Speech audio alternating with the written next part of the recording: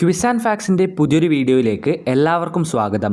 ഇന്നത്തെ നമ്മുടെ വീഡിയോ വായനാ ദിന ക്വിസ് മത്സരത്തിൽ ചോദിക്കുന്ന ഏറ്റവും പ്രധാനപ്പെട്ട 20 ചോദ്യങ്ങൾ ഡിസ്കസ് ചെയ്യുന്ന വീഡിയോ ആണ്. കുറച്ച് മലയാളത്തിലെ പ്രശസ്തമായ പുരസ്കാരങ്ങളും അതുപോലെ തന്നെ പുസ്തകങ്ങളെയും അതെഴുതിയ രചയിതാക്കളെ പറ്റിയുമാണ് നമ്മുടെ ഇന്നത്തെ വീഡിയോ. ഈ വീഡിയോയിൽ പറയുന്ന ചോദ്യങ്ങളെല്ലാം നിങ്ങൾ ഇന്ന് തന്നെ പഠിക്കുക. ഇതെല്ലാം ഇമ്പോർട്ടൻ്റ് ആയ ചോദ്യങ്ങൾ തന്നെയാണ്. അപ്പോൾ എല്ലാവരും വീഡിയോ അവസാനം വരെ കണ്ട് ഈ വീഡിയോയിൽ പറയുന്ന ചോദ്യങ്ങളെല്ലാം ഇന്ന് തന്നെ പഠിക്കുക. നമുക്ക് നേരെ ചോദ്യങ്ങളിലേക്ക് കടക്കാം. അതിനു മുമ്പ് ഈ ചാനൽ ഇതുവരെ സബ്സ്ക്രൈബ് ചെയ്തിട്ടില്ല എങ്കിൽ ഇപ്പോൾ തന്നെ ചാനൽ ഒന്ന് സബ്സ്ക്രൈബ് ചെയ്യുക. വായനാ ദിനവുമായി ബന്ധപ്പെട്ട് നമ്മൾ അപ്ലോഡ് ചെയ്യുന്ന 3ാമത്തെ വീഡിയോ ആണിത്. ഈ വീഡിയോ കണ്ട ഉടൻ തന്നെ മറ്റ് വീഡിയോസ് കാണാത്തവരാണെങ്കിൽ ഈ വീഡിയോ കണ്ട ഉടൻ തന്നെ മറ്റ് വീഡിയോസ് കൂടി പോയി കാണുക. അതിലും ഇമ്പോർട്ടൻ്റ് ആയ ചോദ്യങ്ങൾ തന്നെയാണ് പറഞ്ഞിരിക്കുന്നത്. നമ്മുടെ എല്ലാ വീഡിയോസിലും ഉള്ളതുപോലെ തന്നെ ഈ വീഡിയോയുടെ അവസാനവും നിങ്ങൾക്കായിട്ടൊരു ബോണസ് ക്വസ്റ്റ്യൻ നൽകിയിട്ടുണ്ട്. അതിൻ്റെ ഉത്തരം ആരൊക്കെ കമൻറ്റ് ബോക്സിൽ കമൻറ്റ് ചെയ്യുന്നുവോ അതിൽ നിന്ന് കുറച്ചുപേരെ സെലക്ട് ചെയ്ത് നമ്മൾ വിന്നേഴ്സായി പ്രഖ്യാപിക്കുന്നതാണ്. നമുക്ക് കഴിഞ്ഞ വീഡിയോയിലെ ബോണസ് ക്വസ്റ്റ്യനും അതുപോലെ തന്നെ അതിൻ്റെ വിന്നേഴ്സിനെ നോക്കാം. നമ്മുടെ കഴിഞ്ഞ വീഡിയോയിലെ ബോണസ് ചോദ്യം ഇതായിരുന്നു: ഭൂമിക്ക് ഒരു ചരമഗീതം എന്ന പ്രസിദ്ധ കവിതാ സമാഹാരത്തിൻ്റെ രചയിതാവ് ആരാണ്? ഇതിൻ്റെ ശരിയായ ഉത്തരം ONV കുറുപ്പാണ്. ഇനി ആരൊക്കെയാണ് വിന്നേഴ്സ് എന്ന് നോക്കാം. അപ്പോൾ നമ്മുടെ കഴിഞ്ഞ വീഡിയോയിലെ ബോണസ് ക്വസ്റ്റ്യൻ്റെ വിന്നേഴ്സ് ആരൊക്കെയാണെന്ന് നോക്കാം. കീർത്തന, വേദിക 2 വേദിക അടുപ്പിച്ച് വന്നിട്ടുണ്ട്. ഇനി ആരൊക്കെയാണ് വിന്നേഴ്സ് എന്ന് നോക്കാം. അലൻ, ആര്യൻ SA, മുഹമ്മദ് അഫ്ല, ഐസ മറിയം, എഡ്വിൻ, സ്നേഹ, അതുപോലെ തന്നെ മുഹമ്മദ് ഷാസിൽ, ആർദ്രവ് C ദാസ്, ഇഹിത, അൻവിത, അൽഫോൺസ രാജു, അൻഷ P എന്നിവരാണ് നമ്മുടെ കഴിഞ്ഞ വീഡിയോയിലെ ബോണസ് ക്വസ്റ്റ്യൻ്റെ വിന്നേഴ്സ്. ഇതിൽ തന്നെ 2 പേരാണ് ഉത്തരത്തിൻ്റെ കൂടെ പേര് കമൻറ്റ് ചെയ്യാതിരുന്നത്. അതുകൊണ്ട് അവരാരാണെന്ന് നമുക്ക് മനസ്സിലാവുകയില്ല. ഈ വീഡിയോയുടെ ബോണസ് ക്വസ്റ്റ്യൻ്റെ ഉത്തരം നൽകുമ്പോൾ നിങ്ങളുടെ പേര് ഉറപ്പായും അതിന് കൂടെ നൽകാൻ ശ്രമിക്കുക. അപ്പോൾ നമുക്കിനി നേരെ ഈ വീഡിയോയിലെ ചോദ്യങ്ങളിലേക്ക് കടക്കാം. 1ാമത്തെ ചോദ്യം ഇതാണ്: മലയാള സാഹിത്യത്തിന് നൽകിയ സമഗ്ര സംഭാവനകൾക്ക് നൽകുന്ന പുരസ്കാരം ഏതാണ്? ഉത്തരം അറിയുന്നവർക്ക് അത് കമൻറ്റ് ബോക്സിൽ കമൻറ്റ് ചെയ്യാവുന്നതാണ്.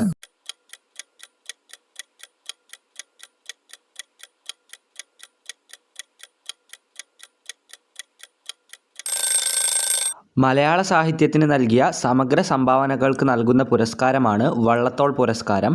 1ാമത്തെ ചോദ്യത്തിൻ്റെ ഉത്തരം വള്ളത്തോൾ പുരസ്കാരം. 2ാമത്തെ ചോദ്യം ഇതാണ്: ഏത് വർഷം മുതലാണ് വള്ളത്തോൾ പുരസ്കാരം നൽകാൻ ആരംഭിച്ചത്? വള്ളത്തോൾ പുരസ്കാരം നൽകാൻ ആരംഭിച്ചത് ഏത് വർഷം മുതൽ?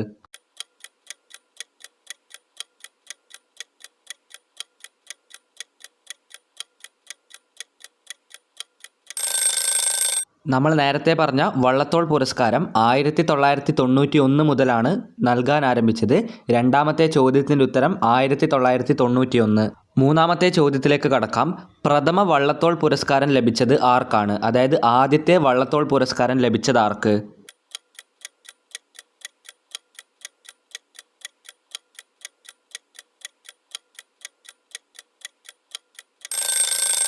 പ്രഥമ വള്ളത്തോൾ പുരസ്കാരം ലഭിച്ചത് പാലാ നാരായണൻ നായർക്കാണ്.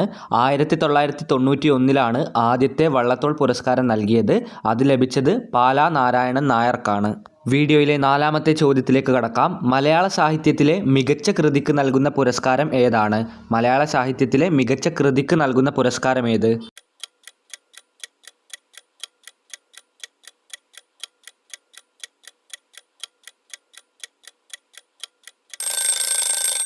മലയാള സാഹിത്യത്തിലെ മികച്ച കൃതിക്ക് നൽകുന്ന പുരസ്കാരമാണ് വയലാർ പുരസ്കാരം. 4ാമത്തെ ചോദ്യത്തിൻ്റെ ഉത്തരം വയലാർ പുരസ്കാരം. വീഡിയോയിലെ 5ാമത്തെ ചോദ്യത്തിലേക്ക് കടക്കാം. വയലാർ പുരസ്കാരം ഏർപ്പെടുത്തിയ വർഷം ഏതാണ്? അതായത് വയലാർ പുരസ്കാരം നൽകാൻ തുടങ്ങിയത് ഏത് വർഷം മുതലാണ്?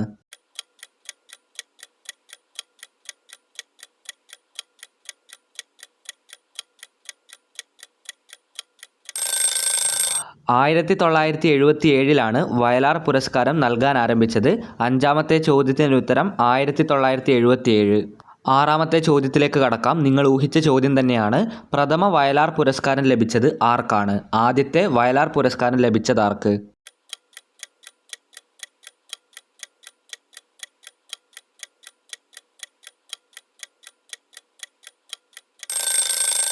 ലളിതാംബിക അന്തർജനത്തിനാണ് പ്രഥമ വയലാർ പുരസ്കാരം ലഭിച്ചത്. അതായത് 1977 വയലാർ പുരസ്കാരം ലഭിച്ചത് ലളിതാംബിക അന്തർജനത്തിനാണ്. വള്ളത്തോൾ പുരസ്കാരത്തെ പറ്റിയുള്ളതും അതേപോലെ വയലാർ പുരസ്കാരത്തെ പറ്റിയുമുള്ള ചോദ്യങ്ങൾ അവസാനിച്ചു. അടുത്ത ചോദ്യത്തിലേക്ക് കടക്കാം.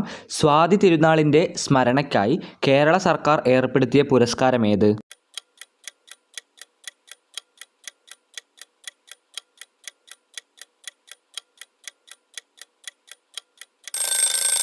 സ്വാതി തിരുനാളിൻ്റെ സ്മരണയ്ക്കായി കേരള സർക്കാർ ഏർപ്പെടുത്തിയ പുരസ്കാരത്തിൻ്റെ പേരാണ് സ്വാതി പുരസ്കാരം.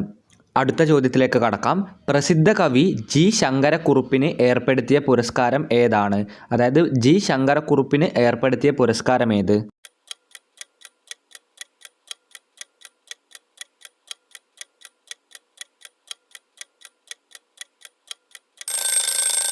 പ്രസിദ്ധ കവി ജി ശങ്കരക്കുറുപ്പിന് ഏർപ്പെടുത്തിയ പുരസ്കാരമാണ് ഓടക്കുഴൽ പുരസ്കാരം. ഈ ചോദ്യത്തിൻ്റെ ഉത്തരം ഓടക്കുഴൽ പുരസ്കാരം. 9ാമത്തെ ചോദ്യത്തിലേക്ക് കടക്കാം. മലയാള സാഹിത്യത്തിനും ഭാഷയ്ക്കുമേകിയ സമഗ്ര സംഭാവനകളെ മുൻനിർത്തി നൽകുന്ന പുരസ്കാരം ഏതാണ്?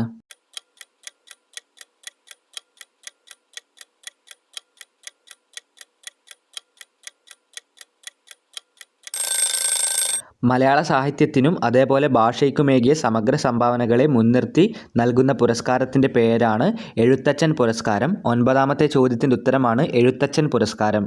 10ാമത്തെ ചോദ്യത്തിലേക്ക് കടക്കുന്നതിന് മുമ്പ് ഈ ചാനൽ ഇതുവരെ സബ്സ്ക്രൈബ് ചെയ്തിട്ടില്ല എങ്കിൽ ഇപ്പോൾ തന്നെ ചാനൽ ഒന്ന് സബ്സ്ക്രൈബ് ചെയ്യുക. ഇനി നമുക്ക് 10ാമത്തെ ചോദ്യത്തിലേക്ക് കടക്കാം. എഴുത്തച്ഛൻ പുരസ്കാരം ഏത് വർഷം മുതലാണ് നൽകാൻ ആരംഭിച്ചത്?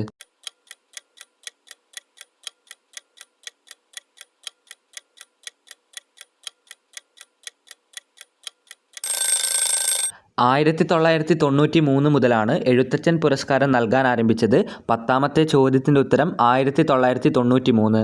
11ാമത്തെ ചോദ്യത്തിലേക്ക് കടക്കാം. എളുപ്പമുള്ള ചോദ്യമാണ്. പ്രഥമ എഴുത്തച്ഛൻ പുരസ്കാരം ലഭിച്ചത് ആർക്കാണ്? 1993 ആദ്യത്തെ എഴുത്തച്ഛൻ പുരസ്കാരം നൽകിയത്. അത് ലഭിച്ചത് ആർക്കാണ്?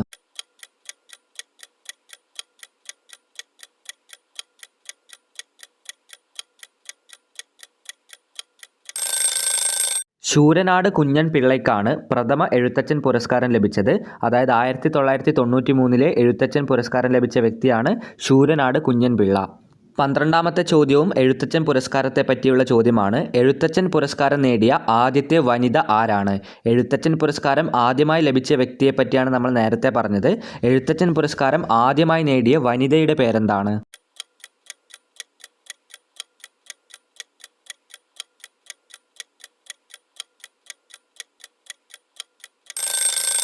എഴുത്തച്ഛൻ പുരസ്കാരം ആദ്യം നേടിയ വനിതയാണ് ബാലാമണി അമ്മ. 1995 ബാലാമണി അമ്മയ്ക്ക് എഴുത്തച്ഛൻ പുരസ്കാരം ലഭിക്കുന്നത്. 1993 നൽകാൻ ആരംഭിച്ച എഴുത്തച്ഛൻ പുരസ്കാരം ആദ്യമായി ഒരു വനിതയ്ക്ക് ലഭിക്കുന്നത് 1995. അതാണ് ബാലാമണി അമ്മ. 13ാമത്തെ ചോദ്യം വളരെ എളുപ്പമുള്ള ചോദ്യമാണ്. ചിത്രശില്പകലകൾക്കായി കേരള ഗവൺമെൻറ് നൽകുന്ന പുരസ്കാരത്തിൻ്റെ പേരെന്താണ്?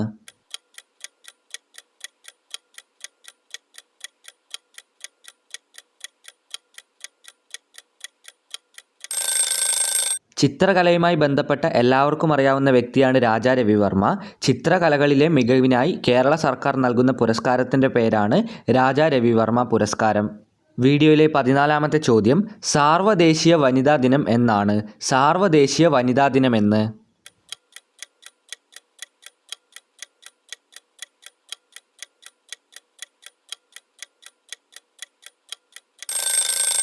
സാർവദേശീയ വനിതാ ദിനം മാർച്ച് 8 14ാമത്തെ ചോദ്യത്തിൻ്റെ ഉത്തരം മാർച്ച് 8. 15ാമത്തെ ചോദ്യത്തിലേക്ക് കടക്കാം. കുറച്ച് വലിയ ചോദ്യമാണ്, എന്നാൽ വളരെ എളുപ്പമുള്ള ചോദ്യമാണ്. 1911 കൽക്കത്ത കോൺഗ്രസ് സമ്മേളനത്തിൽ ആലപിച്ച ഒരു ഗാനത്തിന് സംഗീതം നൽകിയത് ക്യാപ്റ്റൻ രാംസിംഗ് ഠാക്കൂർ ആണ്. ആ ഗാനം അതേ ഈണത്തിൽ തന്നെ ഇന്നും ദേശീയവ്യാപകമായി ആലപിക്കുന്നുണ്ട്. ആ ഗാനം ഏതാണ്?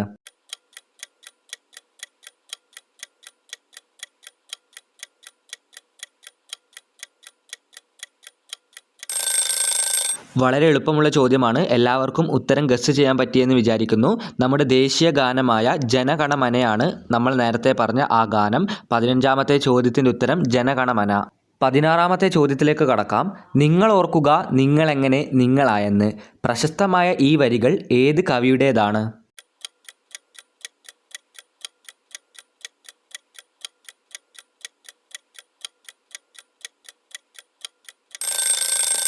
നിങ്ങൾ ഓർക്കുക നിങ്ങളെങ്ങനെ നിങ്ങളായെന്ന്. ഈ പ്രശസ്തമായ വാക്കുകളുടെ ഉടമ കടമനിട്ട രാമകൃഷ്ണനാണ്. ഇതുപോലെയുള്ള ധാരാളം ചോദ്യങ്ങൾ വായനാദിന ക്വിസിൽ ചോദിക്കാൻ സാധ്യതയുണ്ട്.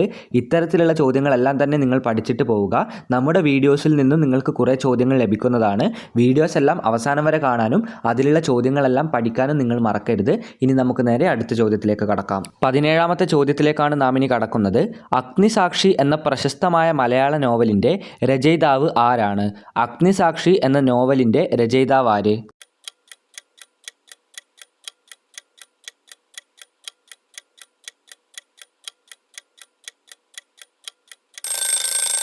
ലളിതാംബിക അന്തർജനത്തിൻ്റെ പ്രശസ്തമായ നോവലാണ് അഗ്നിസാക്ഷി. അഗ്നിസാക്ഷിയുടെ രചയിതാവ് ആരാണ്? ലളിതാംബിക അന്തർജനം. അപ്പോൾ ഇതേ ചോദ്യം മറ്റൊരു രീതിയിൽ ചോദിക്കാം. ലളിതാംബിക അന്തർജനത്തിൻ്റെ പ്രശസ്തമായ അഗ്നിസാക്ഷി എന്ന കൃതി ഏത് തരം കൃതിയാണ്? അപ്പോൾ അതിൻ്റെ ഉത്തരം നിങ്ങൾക്ക് എല്ലാവർക്കും അറിയാം. ആ ചോദ്യത്തിൻ്റെ ഉത്തരം ഈ ചോദ്യത്തിലുണ്ടായിരുന്നു. അഗ്നിസാക്ഷി എന്നത് ഒരു നോവലാണ്. ഇങ്ങനെയുള്ള ചോദ്യങ്ങൾ കൂടി നിങ്ങൾ പഠിക്കുക. ഒരു ചോദ്യത്തിൽ തന്നെ മറ്റൊരു ചോദ്യം കൂടി ഒളിഞ്ഞിരിക്കുന്നുണ്ടാവും. ചിലപ്പോൾ ആ ചോദ്യമായിരിക്കും നിങ്ങളുടെ ക്വിസ് മത്സരത്തിൽ ചോദിക്കുന്നത്. അതുകൊണ്ട് അങ്ങനെയുള്ള ചോദ്യങ്ങൾക്ക് പ്രത്യേകം ശ്രദ്ധ കൊടുക്കുക. അങ്ങനെയുള്ള ചോദ്യങ്ങളെല്ലാം നിങ്ങൾ പഠിക്കുക തന്നെ വേണം. 18ാമത്തെ ചോദ്യത്തിലേക്ക് കടക്കാം. സാമൂഹ്യനീതിക്കായി കേരളത്തിൽ നടന്ന പ്രധാന സമരങ്ങളിൽ ഒന്നായ വൈക്കം സത്യാഗ്രഹം ഏതു വർഷമാണ് നടന്നത്?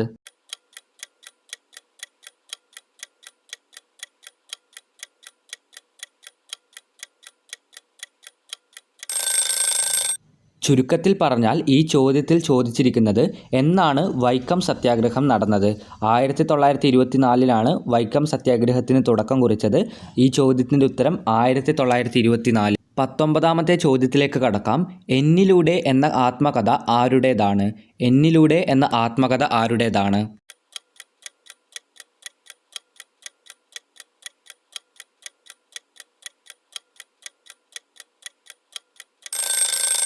എന്നിലൂടെ എന്നത് കുഞ്ഞുണ്ണി മാഷിൻ്റെ ആത്മകഥയാണ്. കുഞ്ഞുണ്ണി മാഷിൻ്റെ എന്നിലൂടെ എന്ന കൃതി ഏത് തരം കൃതിയാണ്? അപ്പോൾ അതിൻ്റെ ഉത്തരം ആത്മകഥയാണ്. ഇങ്ങനെയുള്ള ചോദ്യങ്ങൾ പഠിക്കണമെന്നാണ് നേരത്തെ പറഞ്ഞത്. 20ാമത്തെ ചോദ്യത്തിലേക്ക് കടക്കുന്നതിന് മുമ്പ് നമ്മുടെ വാട്സപ്പ് ഗ്രൂപ്പിനെ പറ്റി പറയുവാനുണ്ട്. ക്വിസ് ആൻഡ് ഫാക്ട്സ് എന്ന വാട്സപ്പ് ഗ്രൂപ്പിൽ ജോയിൻ ചെയ്യുകയാണെങ്കിൽ നമ്മൾ അപ്ലോഡ് ചെയ്യുന്ന എല്ലാ ക്വിസ് വീഡിയോസിൻ്റെ ചോദ്യങ്ങളും ഉത്തരങ്ങളും നിങ്ങൾക്ക് റിവൈസ് ചെയ്യാൻ പാകത്തിൽ, അതായത് നിങ്ങൾ ബുക്കിൽ എഴുതിയെടുക്കാതെ നിങ്ങൾക്ക് റിവൈസ് ചെയ്യാൻ പാകത്തിൽ ലഭിക്കുന്നതാണ്. ചോദ്യങ്ങളും ഉത്തരങ്ങളും PDF രൂപത്തിൽ. അതിനായി നമ്മുടെ വാട്സപ്പ് ഗ്രൂപ്പിൽ ജോയിൻ ചെയ്യുക. ലിങ്ക് താഴെ ഡിസ്ക്രിപ്ഷൻ ബോക്സിൽ നൽകിയിട്ടുണ്ട്. വീഡിയോയിലെ 20ാമത്തെ ചോദ്യത്തിലേക്ക് കടക്കാം. ഇത് കഴിഞ്ഞാലുടൻ ബോണസ് ചോദ്യമാണ്. വീഡിയോയിലെ 20ാമത്തെ ചോദ്യം. കൊഴിഞ്ഞ ഇലകൾ ആരുടെ ആത്മകഥയുടെ പേരാണ്? കൊഴിഞ്ഞ ഇലകൾ എന്ന ആത്മകഥ ആരുടേതാണ്?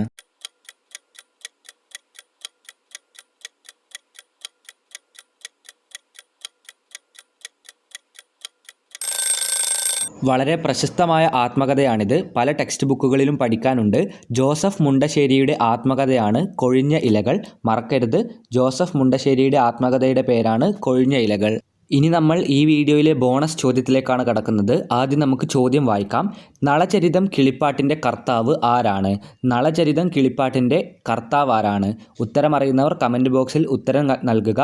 ഉത്തരത്തിൻ്റെ കൂടെ നിങ്ങളുടെ പേര് കൂടി കമൻറ്റ് ചെയ്യാൻ മറക്കരുത്. പേര് കമൻറ്റ് ചെയ്താൽ മാത്രമേ ആരാണ് കമൻറ്റ് ചെയ്യുന്നതെന്ന് മനസ്സിലാവുകയുള്ളൂ. എന്നാൽ മാത്രമേ വിന്നറായി സെലക്ട് ചെയ്യുകയുള്ളൂ.